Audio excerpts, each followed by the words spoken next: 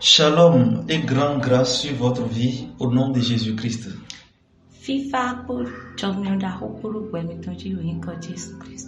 Bien-aimés, partout où vous êtes sous le son de nos voix, nous vous saluons. Le Seigneur nous a encore fait grâce d'être le canal par lequel vous allez entendre la parole de Dieu.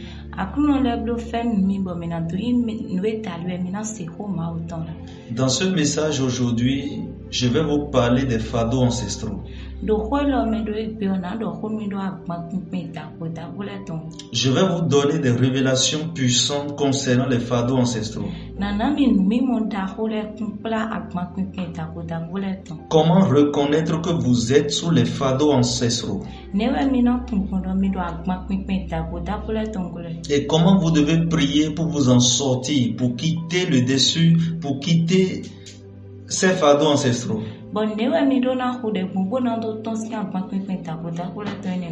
Bien-aimés, il y a beaucoup de chrétiens qui souffrent aujourd'hui.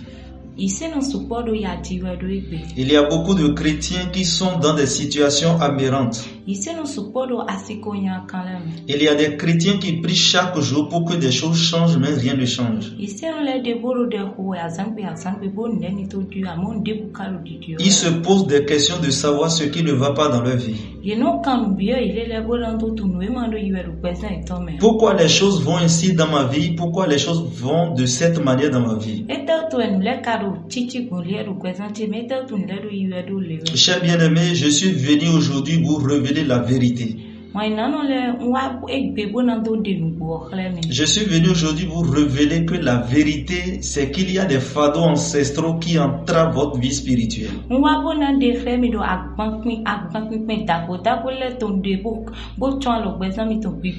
Et parce que votre vie spirituelle est entravée, est embrassée par ces fardeaux,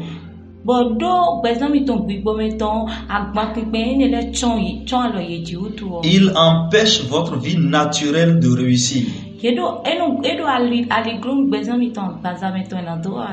Vous devez savoir que le spirituel est le maman du naturel. C'est pourquoi la Bible nous a dit que le combat est spirituel. Et nous avons besoin des âmes de Dieu pour faire le combat.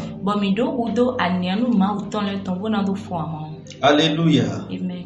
Je suis venu avec ce message pour vous aider à obtenir votre délivrance de toute contamination, de servitude et des fardeaux ancestraux.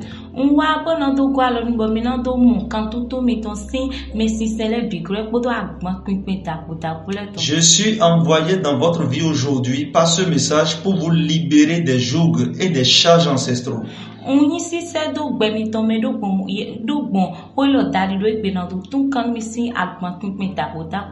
Le fond de votre vie spirituelle et de votre vie naturelle doit être nettoyé.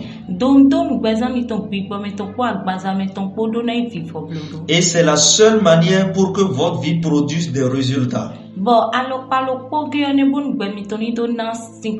Afin que votre vie puisse donner des résultats positifs et des résultats matériels. Des résultats financiers et spirituels.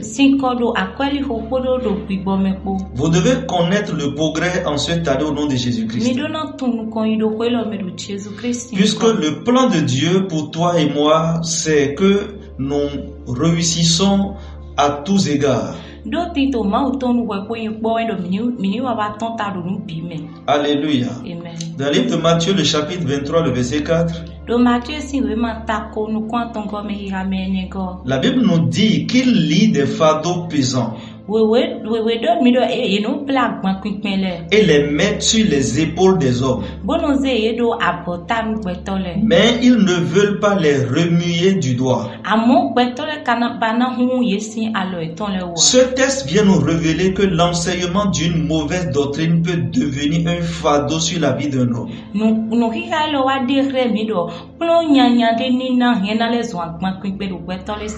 Parce que ici, Jésus était en train de parler aux docteurs de la loi et il parlait d'eux. Jésus était en train d'enseigner les pharisiens, il enseignait le peuple et il leur parlait des sacrificateurs et les docteurs de la loi.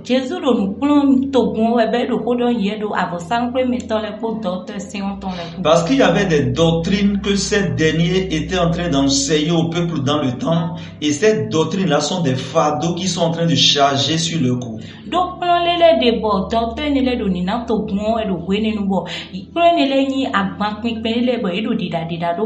Alors ce que Jésus voudrait simplement dire en parlant ici, c'est que l'enseignement d'une mauvaise doctrine peut devenir un fardeau sur la vie d'un homme.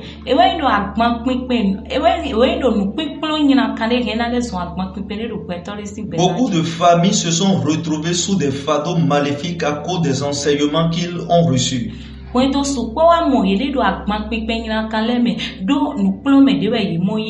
Beaucoup de vies sont sous des fardeaux maléfiques à cause des enseignements, des lois spirituelles qu'ils respectent. Des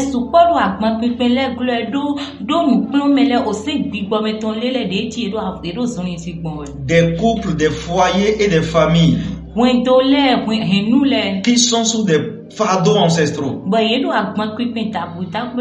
à cause des lois spirituelles familiaux qu'ils sont en train de respecter. Ils ont reçu ces lois de la famille, ils ont reçu ces enseignements de la famille et ils les respectent. Il y a d'autres, c'est à cause des totems diaboliques qu'ils respectent sans vraiment connaître la source ni la base de ces totems.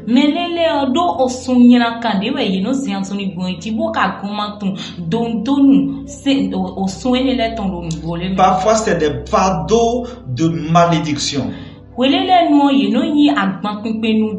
Lorsque dans votre famille il y a un enseignement familial qui est donné concernant le mode de vie de chaque membre dans la famille, et c'est une doctrine des démons, ou bien c'est une doctrine des esprits des morts. Alléluia. Chers bien-aimés, c'est des doctrines qui constituent des fardeaux sur la vie des hommes, ou des totems familiales dans lesquels on vous dira que voilà, dans notre famille, à cause de telle chose ne peut pas se passer, ou bien tel idole a dit ceci, ou tel esprit a dit ceci.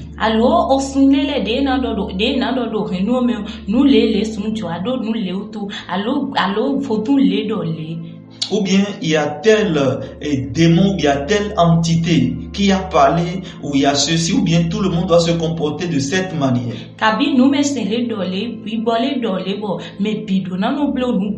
Ou bien des interdictions. Des choses qu'on doit manger, des choses qu'on ne doit pas manger.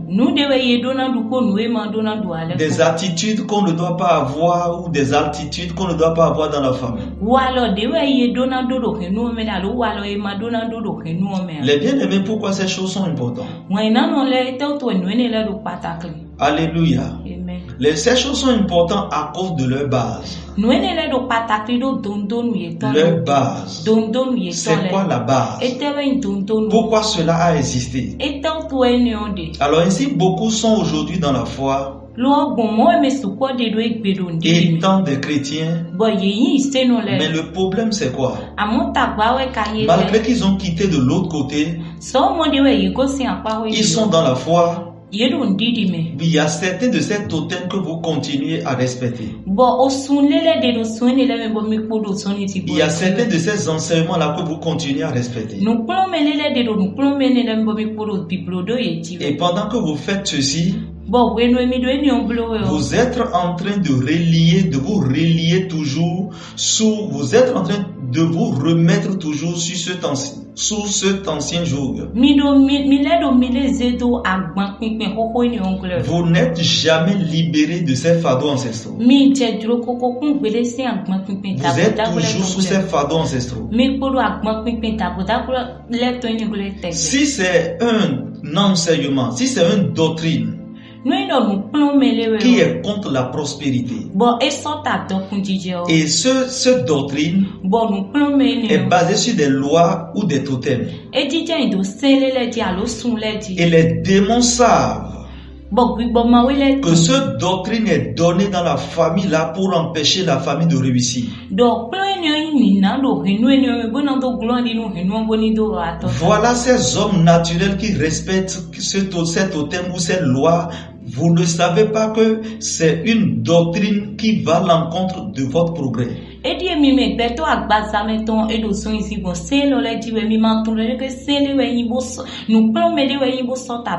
Parfois tu vois cela naturel. Parfois tu vois cela normal.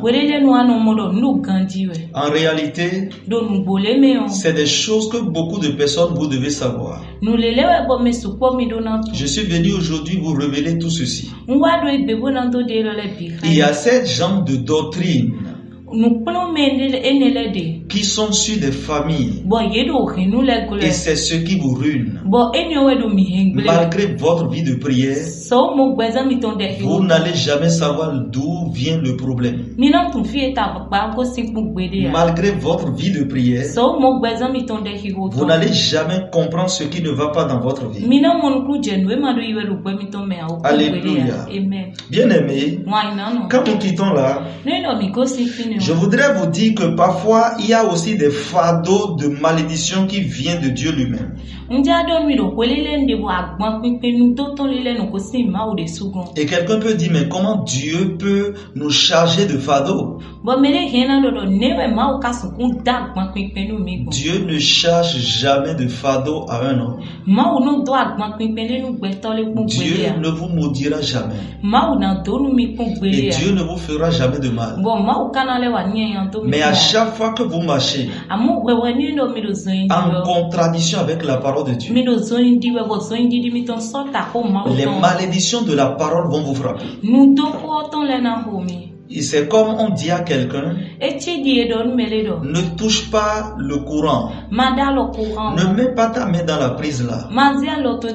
Tu seras électrocuté. Et la personne met la main dans la prise. Et il est électrocuté. Ça veut dire que c'est sa désobéissance qui lui a apporté une punition. Et cette punition ne vient pas du propriétaire de ce courant. Cette punition ne vient pas de celui qui a donné l'interdiction. Mais c'est l'objet sur laquelle il a marché dans la désobéissance qui vient de le punir. Alors il y a des malédictions qui sont divines. Il y a des fardeaux qui sont divines. Et c'est des résultats du non-respect de la parole de Dieu. Puisque si vous faites le contraire de la parole de Dieu, la malédiction de la parole peut vous frapper. Par exemple, si vous voyez dans Genèse chapitre 20, si vous voyez dans Exode chapitre 20, à partir du verset 1er jusqu'au verset 26, Dieu a été clair sur les choses que vous ne devez pas faire. Maintenant, si vous voyez du verset 2 au verset 6, Dieu dit, Amen. Amen. Tu n'auras pas d'autre Dieu devant ma face. Là, je suis dans le verset 3. Dieu dit, tu n'auras pas d'autre Dieu devant ma face. Alors là, il y a une doctrine que Dieu est en train de donner. Et la doctrine là, c'est que tu dois le servir lui seul. Tu dois l'avoir lui seul comme ton Dieu. Dans le verset 4, la Bible dit, tu ne te feras point d'image taillée, ni de représentation quelconque des choses qui sont en haut dans les cieux, qui sont en bas sur la terre,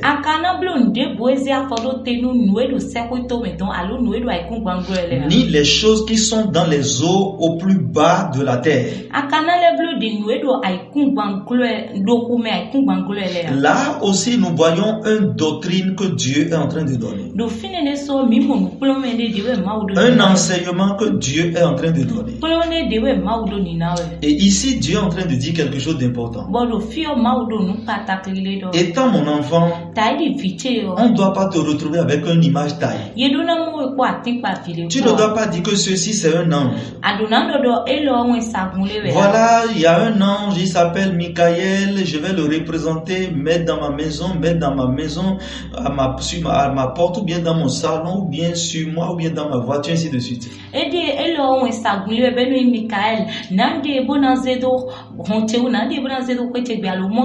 Qui a jamais vu un ange? Qui a jamais rencontré un ange? Qui a jamais connu quelle est la forme ou la représentation ou la forme qu'un ange a vraiment? Et je pense personne. Alors, chers bien-aimés, aujourd'hui, quand nous sommes en train de rencontrer certaines choses dans notre vie quotidienne, quand nous mettons à dire voilà que nous voulons représenter un ange, que nous voulons représenter Jésus, que nous voulons représenter un esprit,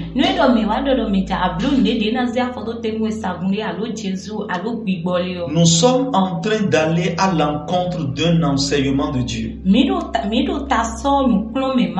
Aujourd'hui, il y a beaucoup de chrétiens qui sont dans cela, sans savoir que ce qu'ils sont en train de faire, c'est contre la parole de Dieu. Je ne suis pas en train d'aller à l'encontre d'une religion, mais je voudrais dire quelque chose de très important. À chaque fois que vous faites le contraire de ce que la parole de Dieu a dit, il y a la malédiction de la parole qui peut vous frapper.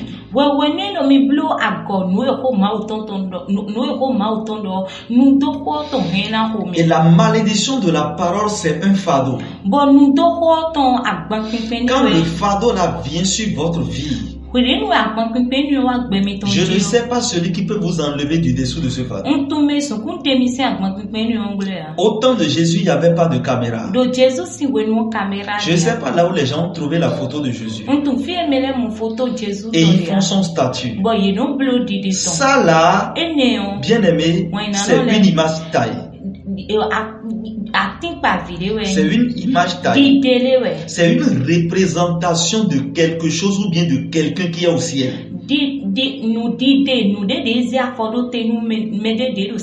Amen. Jésus est au ciel. Il n'est pas un homme naturel.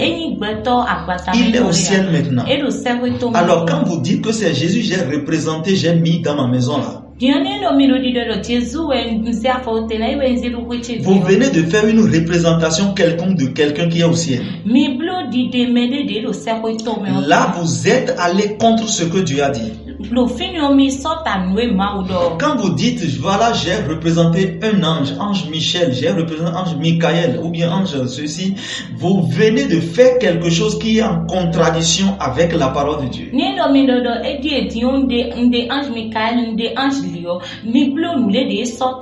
Aucun ange ne réside pas au Bénin. Et aucun ange, vous n'allez retrouver aucun ange quelque part comme vous retrouvez les hommes. Même quand les anges sont en visite au milieu des hommes, ils adoptent les formes des hommes.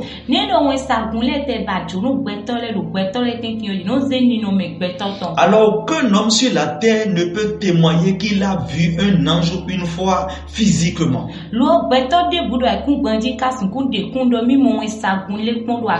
Alors comment quelqu'un que vous n'avez jamais vu, vous dites que vous le connaissez et vous pouvez le représenter?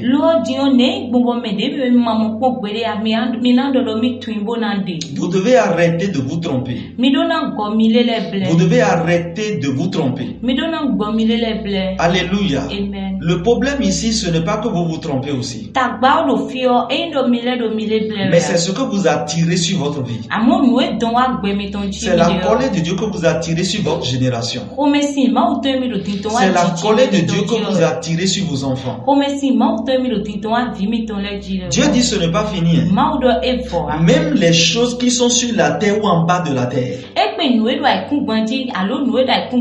Ce que Dieu nous dit ici, c'est quoi? Personne ne doit représenter quelque chose. Pas d'image taillée. Pas de représentation quelconque. Le verset 5. Et Dieu dit, et troisième chose, tu ne dois pas te prosterner devant elle. Et tu ne les serviras point. Car moi, l'Éternel ton Dieu, je suis un Dieu jaloux, qui punit l'iniquité des pères sur les enfants, jusqu'à la 3e et la 4e génération de ceux qui haïssent, de ceux qui me haïssent. Mais je fais miséricorde jusqu'à 1000 générations à ceux qui m'aiment et qui gardent mes commandements. Wow. Bien-aimé, est-ce que vous entendez cela? Dieu dit, si quelqu'un le fait, si quelqu'un agit comme ça, si quelqu'un fait le contraire de ce que j'ai dit dans le chapitre, dans le verset 4, ou dans le verset 3, la personne là, je vais le punir. Et je vais punir ses enfants. Et je vais punir ses enfants de sa première génération jusqu'à la 4e génération.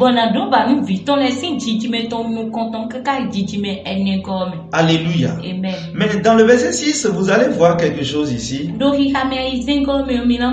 Il dit, mais si quelqu'un respecte ma parole, moi je bénirai sa génération jusqu'à la 1000e génération, jusqu'à 1000 générations. Qu'est-ce que cela vaut pour nous de respecter la parole de Dieu, de marcher sur les principes bibliques et de jouir de la miséricorde de Dieu?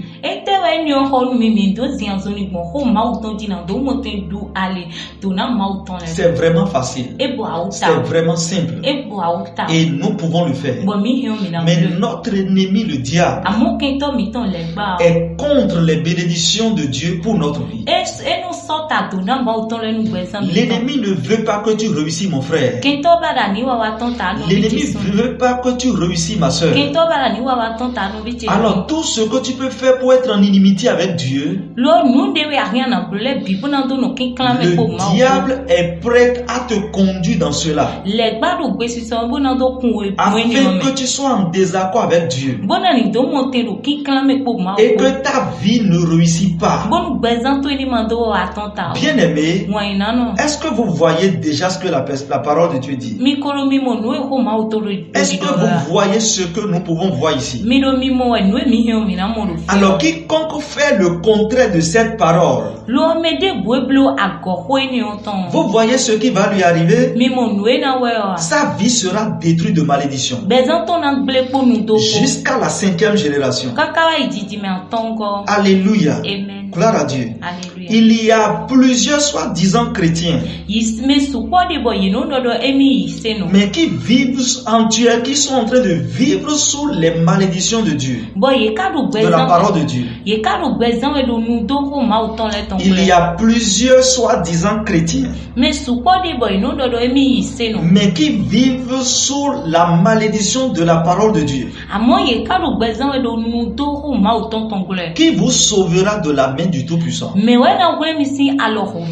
Lorsque le problème c'est entre vous et Dieu,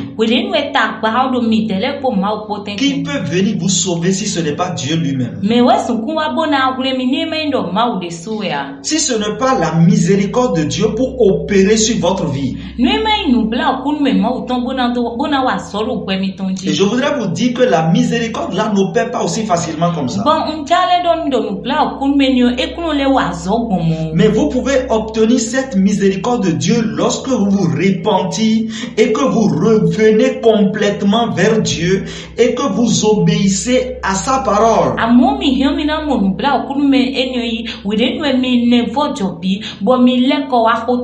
Et que vous avez un cœur vraiment reconnaissant de cette parole et que vous décidez de ne plus marcher sur le contraire, mais sur ce que Dieu a dit.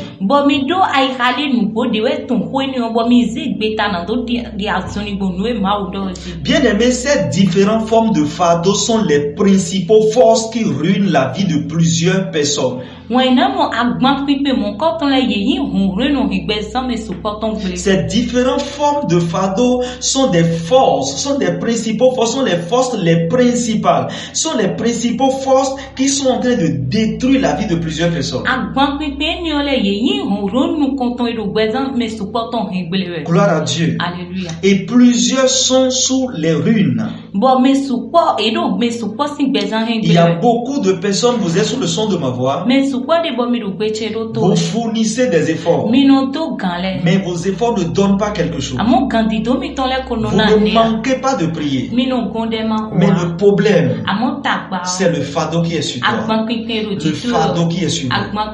Gloire à Dieu. Alléluia. Jésus-Christ seul peut vous sauver. C'est Jésus-Christ seul qui peut restaurer votre vie, qui peut restaurer aussi votre destinée.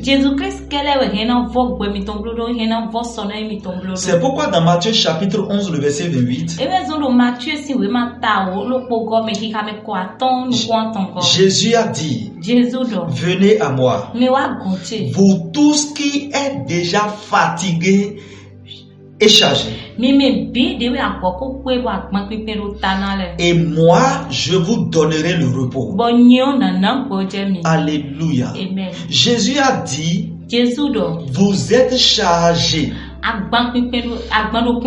Les fardeaux sont sur vous. Et vous avez déjà gardé ces fardeaux quand vous êtes fatigué. Maintenant, moi, j'ai amené quelque chose. Ce que j'ai apporté, c'est le repos. Je vais vous donner ce repos-là. Mais qu'est-ce que vous allez faire? Vous allez venir vers moi. Dans l'Ancien Testament, dans le livre de Malachie, à chaque fois quand Dieu veut faire la restauration, il dit d'abord, revenez vers moi. Revenez à moi. Rapprochez-vous. Repentez-vous. Reviens. Gloire à Dieu. Alléluia. Comment tu peux être à l'écart de Dieu et espérer que Dieu peut te sauver? Jésus dit ici, vous avez une seule chose à faire. Le fardeau là vous dépasse déjà. La charge là vous fatigue déjà. Vous ne pouvez plus vous décharger. Vous ne pouvez plus vous sauver. C'est moi qui peux faire ça. Donc, mais vous pouvez faire une chose. Et cette chose là c'est de revenir vers moi. Mon frère, toi qui entends le son de ma voix, ma soeur, toi qui entends le son de ma voix, est-ce que tu sais que si seulement tu peux revenir vers Jésus, la charge là que tu transportes, la charge là qui te fatigue, le fardeau là qui pèse sur ton épaule, est-ce que tu sais que Jésus peut te décharger? Est-ce que tu sais que Jésus peut te décharger? Et si après qu'il te décharge, est-ce que tu sais qu'il peut te donner le repos? Alors, l'un des ministères de Jésus, L'une des raisons pour laquelle Jésus était là. L'une de sa venue pour nous sauver. Ce n'est pas seulement le paradis. Après le fardeau du péché qui est sur nous,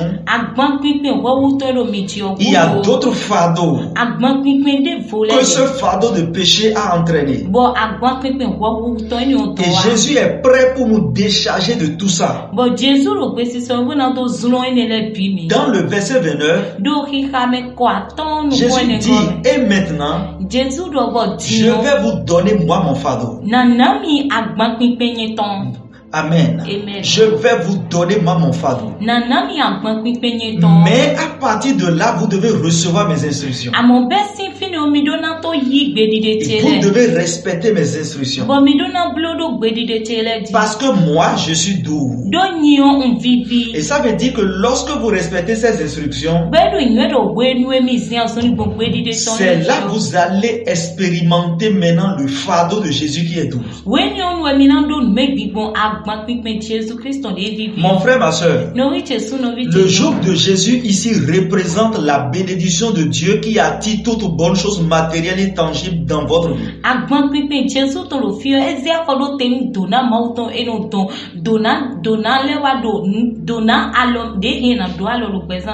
Jésus dit, vous devez recevoir mes instructions.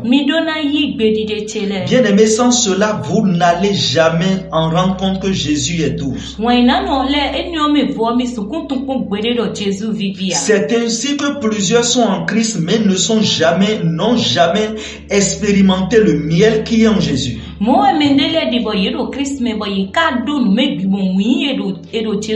Juste parce qu'ils ne veulent pas recevoir les instructions de Jésus. Juste parce qu'ils ne veulent pas respecter les instructions de Jésus. Quand vous ne respectez pas les instructions de Dieu, alléluia, amen, vous ne pouvez pas expérimenter le miel qui est en Dieu. Ce n'est pas possible que tu sois en Jésus et tu continues de vivre la vie que tu vivais avant.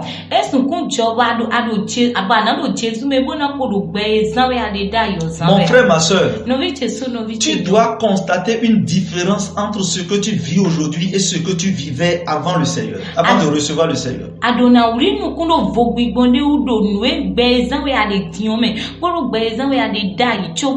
S'il n'y a pas de différence, le problème est à ton niveau. Il y a quelque chose que tu ne fais pas. Tu es encore désobéissant. Tu es encore têtu. Tu continues encore de ne pas respecter les instructions de Dieu. Alléluia.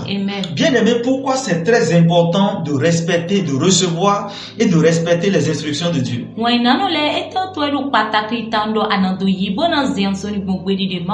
Bien aimé, écoute-moi. Dans Matthieu, le chapitre 21, le verset 12, il y a une scène qui s'est produite ici. Alléluia. Amen. Il y a une scène qui s'est produite ici. Et puis la scène qui s'est produite ici, gloire à Dieu. Alléluia. C'est une scène qui est purement spirituelle. Alléluia. Amen. Et la Bible dit que Jésus entra dans le temple. Et lorsqu'il est rentré dans le temple, il dit Jésus entra dans le temple. Il chassa tous ceux qui vendaient et qui achetaient dans le temple. Il renversait les tables des changeurs et les sièges des vendeurs de pigeons. Amen. Ici, nous pouvons voir les conséquences du non-respect des instructions de Dieu. L'instruction ici, c'est que votre vie doit être une vie de prière. Et ainsi Dieu habitera en vous. Bien aimé, avant de continuer, je vais vous amener dans 1 Corinthiens chapitre 3, le verset 16.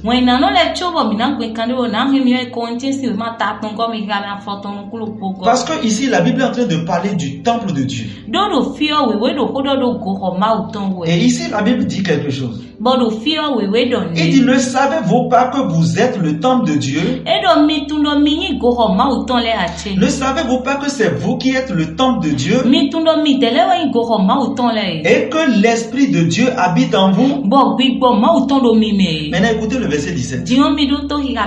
Il dit, si quelqu'un détruit le temple de Dieu, Dieu le détruira.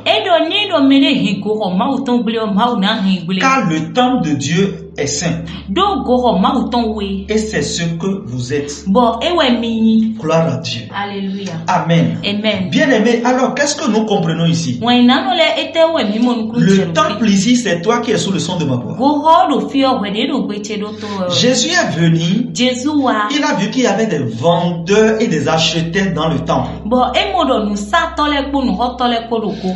Des tables, des changeurs et des vendeurs de pigeons. Jésus a renversé tout ça et il a dit, est-ce que vous n'avez pas entendu que la maison là doit être une maison de prière? Gloire à Dieu. Alléluia. Ici, nous pouvons voir les conséquences qui peuvent arriver dans la vie d'un homme lorsqu'il refuse de respecter les instructions de Dieu.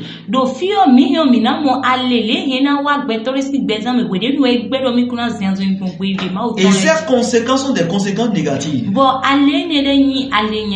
Praise the Lord. L'instruction ici, c'est quoi? Votre vie doit être une vie de prière. Votre vie doit être sainte. Et ainsi, Dieu habitera en vous. Amen. Amen. Gloire à Dieu. Alléluia. Mais si votre vie n'est pas une vie de prière,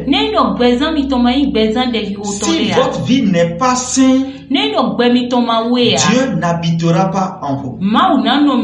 Alors pourquoi votre vie doit être une vie de prière? Parce que en étant une vie de prière, premièrement, vous êtes en accord avec Dieu tout le temps. Deuxièmement, spirituellement, cette vie que vous avez est chaude. Mais si votre vie n'est pas une vie de prière, il sera froid. Et ainsi, toutes sortes de mauvais esprits, mauvaises fardeaux, mauvaises choses peuvent trouver de place dans votre vie. Les mauvaises choses peuvent entrer dans votre vie et feront de vos vies ce qu'ils voudront. Pourquoi? Parce que votre vie est vide. Pourquoi? Parce que Dieu n'est pas dans votre vie. N'oubliez pas que Dieu dit dans l'Apocalypse que si vous n'êtes pas chaud, il va vous vomir de sa présence. Gloire à Dieu. Alléluia. Qu'est-ce que vous devez faire maintenant, mes chers? Vous devez revoir l'instruction de Dieu que vous ne respectez pas. Regarde dans ta vie, il y a une instruction de Dieu que tu ne respectes pas. Et tu dois commencer à le respecter. Et le Seigneur Jésus viendra au secours de ta vie. Ici, l'Écriture nous montre clairement que la vie, il y a quelqu'un, sa vie n'est pas conforme. Il y a quelqu'un qui ne respecte pas, qui n'a pas respecté. Ici, la Bible nous montre qu'il y a quelqu'un qui n'a pas respecté l'instruction de Dieu et par conséquent, les vendeurs, les acheteurs, les tables et les sièges, toute forme de désordre se sont retrouvés dans sa vie. Lo do fio nu hika lo hikre mi do mele de bo ezian soni bon ho ma otondia. Bo do ni oto nu hotole nu satole tavole nu alo pale bi mo ile mo teme do bezanton. Et tu es sur le son de ma voix. Bo ado beche do to. Et tu pries tout le temps. Bo ano ho de rien ne peut changer mon frère. Rien ne peut changer ma soeur.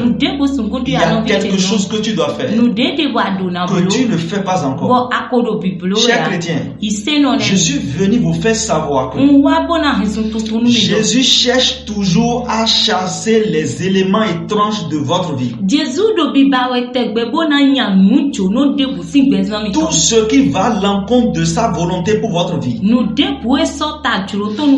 Tout ce qui va à l'encontre de sa volonté pour votre carrière, pour votre famille. Il est prêt à les chasser tous si vous revenez vers lui. Vous devez reconnaître qu'il y a des forces maléfiques qui cherchent toujours à entreprendre et à faire des transactions sataniques et destructrices dans votre corps.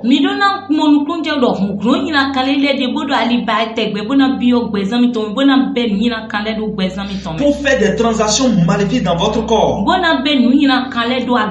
dans votre âme, dans votre esprit, des maladies sans solution, des maladies qu'aucun radio, rien ne peut jamais trouver. Tu es sous le son de ma voix maintenant et tu souffres de quelque chose. Mais malgré les analyses, il n'y a jamais un résultat qui sort. On ne voit jamais quelque chose. Mon frère, ma soeur, tu es sous un fardeau. Tu es sous un fardeau.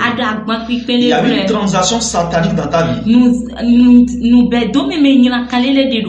n'avez pas autre chose à faire que de revenir vers Dieu. Que de revenir vers Dieu. Que de recevoir les instructions de Dieu. Et de respecter les instructions de Dieu. Et après cela de crier vers Dieu. Puisque sa promesse, c'est que lorsque vous l'invoquez, il vous exaucera certainement. Vous devez être saints, mes chers. Vous ne devez pas permettre à quoi que ce soit de salir votre image devant Dieu. Dans 1 Pierre 1, le verset 15 au verset 16.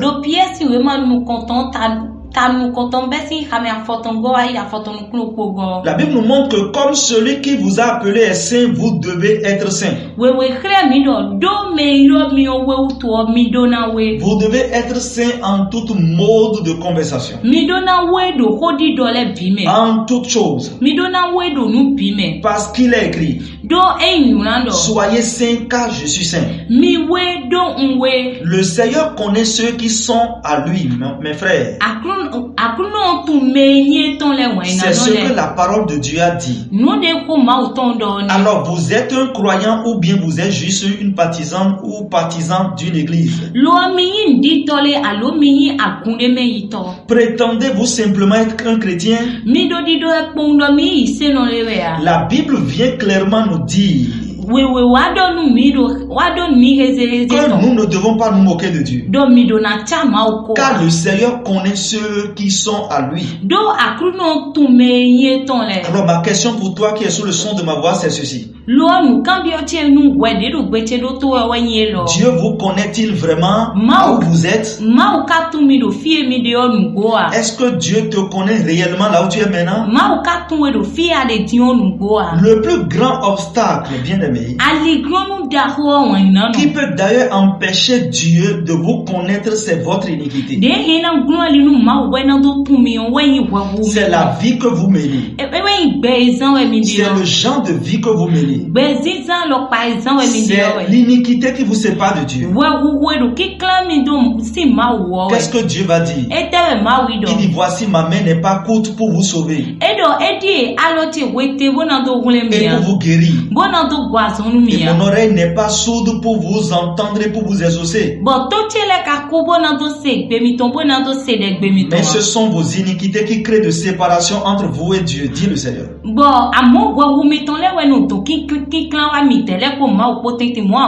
Ce sont vos péchés qui vous ont caché son visage. La Bible nous montre clairement que si nous devons, la Bible nous montre clairement que nous devons nous éloigner de l'iniquité. Paul dit ceci. Si un homme veut se puger de Dieu, il doit être un vase d'honneur. Il doit être sanctifié. Il doit être utile à Dieu. Pour toute bonne chose, vous devez être une vase d'honneur. Vous devez vous sanctifier. Vous devez être utile à Dieu. Là où tu es, répète cette prière après moi. Dis Seigneur Jésus, j'ai écouté ta parole. J'ai écouté ta parole. J'ai compris là où je suis. J'ai compris mon obstacle. J'ai compris le problème que ma vie a. J'ai compris pourquoi je souffre. Aujourd'hui, je prends cet engagement de revenir vers toi. Seigneur, reçois-moi. Pardonne-moi mes erreurs dans le passé. Pardonne-moi tout ce temps que j'ai passé loin de ta face. Et reprends-moi. Laisse ta miséricorde me racheter. Au nom de Jésus-Christ de Nazareth. Dis Amen pendant que je prie pour toi. Seigneur Jésus, je recommande ce frère et cette soeur dans ta main. Dans le nom de Jésus. Seigneur, que ta miséricorde et ta compassion surabondent leur vie au nom de Jésus. Seigneur, viens au secours de leur vie. Au nom de Jésus. Je prie pour toi là où tu es. Toute fardeau sous laquelle ta vie est. Que ça soit une fardeau ancestrale. Je commande au nom de Jésus. Par la puissance dans le sang de Jésus. Que ta vie soit lavée. Sois poussé hors de ce fardeau. Au nom de Jésus-Christ de Nazareth. Je déclare sur ta vie que tu ne continues plus à rester sous ces fardeaux. Je proclame ta délivrance au nom de Jésus. Je proclame ta liberté au nom de Jésus. Je viens implorer la miséricorde et la faveur, la grâce de Dieu sur ta vie maintenant. Toi qui es sous un fardeau générationnel. Toi qui es sous la malédiction. Toi qui es en train d'être frappé par la malédiction de la parole de Dieu. Reçois la grâce de Dieu. Reçois la miséricorde de Dieu. Reçois la compassion de Dieu. Au nom de Jésus. Que Dieu te fait miséricorde. Au nom de Jésus-Christ de Nazareth. Bien-aimé, tu es béni là où tu es. Marche selon les instructions de Dieu. Et ta vie ne restera plus jamais le même. Au nom de Jésus-Christ de Nazareth. Shalom.